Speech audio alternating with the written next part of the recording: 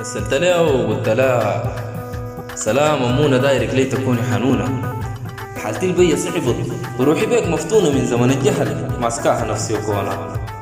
قالت لي سلام مردود عليك يا زازة فيك ممحونة كيف صابر سنين قول لي كيف من دونها. قلت لها صبرت وصبري كمل قبضتي وعظامي ومنك ما قنع شايف الخيال قدامي بس قول لي هل يرضيك أكون كتامي والله أوري كل الكون ده معنا كلامي. قالت لي منو في الدنيا ما عارف كلامك وريتك حتى الحلة والجيران وأهلك وبيتك بس قول لي لو يوم في حياتي أزيتك عشان أجزيها روحي وأكون حقيقي كفيتك. تلاها ما برضاها ليك جزية وأزية روحي وكيف أرضاها لك كيف أنت زيد جروحي. حرم له أخوك فكر يحبش روحي كلها أكون جباني السمحة علي صروحي.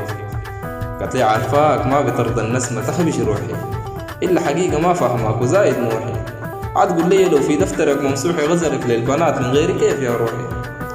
قلت لها كان غزل البنات شايفاه في أشعاري ما تتغيري وشغلاها انت فكاري. كان أشعاري في البنود مكشفة حالي من هاللحظة برفع قلمي ومحى أفكاري. قالت لي غني ونم وقول جيب الكلام الحالي ما تمحى عشان الناس تعرف أخباري. شعرك وقول كلامك يا العزيز الغالي موهبة من إله الكون من طوالي. تلا موهبة يا فلان تخلف اللوجاع وتحرم نفسي من حب السنين الضاع. ماني بدور لو كان لي فيها نفاع وكيف أقدر أواصل ليك أسوي وجاع. قالت لي وجاع ماها مشارة وماها غريبة دي الدنيا المخلفة لي كي ضريبة. إلا نصيحة ليك يا زازة وعى وتسيبة قول وانضم كلامك للمحبة بجيبة. تلا كلامك لي يا أمونة حاجة غريبة كيف انضم وقوم كيف كلامي بجيبة. ما بترجع ولا بتتلم إلا نسيبة للخلق البشر يا فلان يمكن يجيبها للخلق البشر يا فلان يمكن يجيبها.